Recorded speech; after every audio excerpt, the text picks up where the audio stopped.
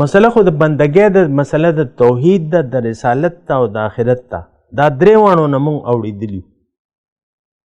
نن مسلمان دا درې واړه خیالات پرېښي دي د الله توحید نه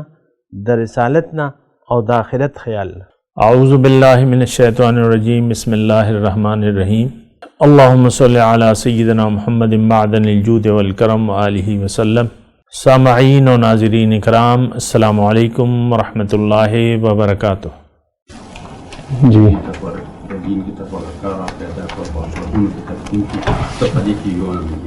جی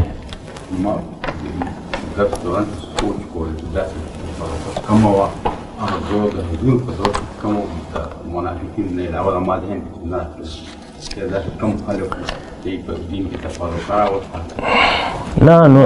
دا سوال لغوندې بدل کې نن بارګې تاسو ته پوښو کې کنه نه اخو نن بارک هغه ټایم چونکې دا خطاب حضور ته شوی دی او هغه وخت سره شوی نو ټول امت ته دی ټول راتي دنیا کول هغه ټایم حضور ته شوی دی یعنی هغه ټایم په دین کې څو داسې تفرقه وه او ګروپ نو زما ذهن کې دا خبره راغله. خیر لکه ګوره هغه ټایم کې یهود و نصارو ویم یهود و نصارو او عیسی علیہ السلام پیروکارو او لکه یهودیانو هغوی ځان ته مسلمان دي د هغوی بیان دی نحن ابناء الله و احباؤه موږ د الله دوستان یو او موږ د الله بچي یو او دغه یو بني اسرائیل مسلمانانو لکه د هغه وخت مسلمانانو خو دین یې ټوکړې ټوکړې کړو هغه وخت تاسو تپوس کوئ که نه نو لکه ګوره دې کې بنیادي طور باندې دا چې اسلام اول نه والا آخره پورې خو یو دی ان الدین عند الله الاسلام. اوس هغه وخت یهودیان چې کوم وو مدینه کې نو دی دعویدارو د موسی علیه السلام د شریعت پیروکارو او په دې کې علماو ربیونو او ټول لکه مدینه کې تاسو وکنه لکه تاسو هغه ټایم خبره کوئ نو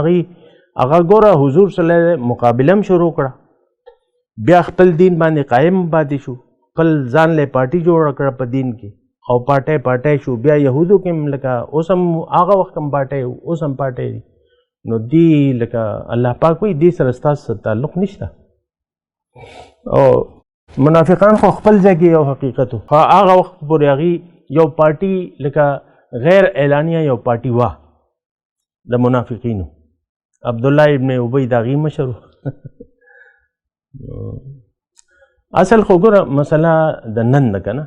او نن موږ له پکار دی چې یاره موږ وګورو چې یاره موږ کومه فرقه وایو خبره ګوره اصل کې خو خبره د بندګۍ ده او بندګۍ نه موږ لکه الله بندګۍ نه موږ هغه زموږ موټو نه ده بندګي خالص بندګي باقی بس تفریقی دي اختلافات دي تاسو پته ده د هر فرقې خپل یو دغه دی هغې تفصیل ته ضرورت نشته او بس هغې بنیاد باندې هغې یو فرقه او یو جماعت جوړ کو بیا لکه مخکې روان دي او هغه خپل خیال پرېښودو ته تیار نه دي او اصل شی چې کوم دی هغه خو بندګي دی که نه هل ینظرونه دا مونږ آیت ووایي که نه مسله خو د بندګۍ د مسله د توحید د رسالت ته او د آخرت ته دا درې واړو نه مونږ اوړېدلي نن مسلمان دا درې واړه خیالات پرېښي دي د الله توحید نه د رسالت نه او د آخرت خیال نه. وآخر دعوانا ان الحمد للہ رب العالمین والسلام علیکم ورحمۃ اللہ وبرکاتہ. مولاي صل وسلم دائما ابدا على حبيبك خير الخلق كلهم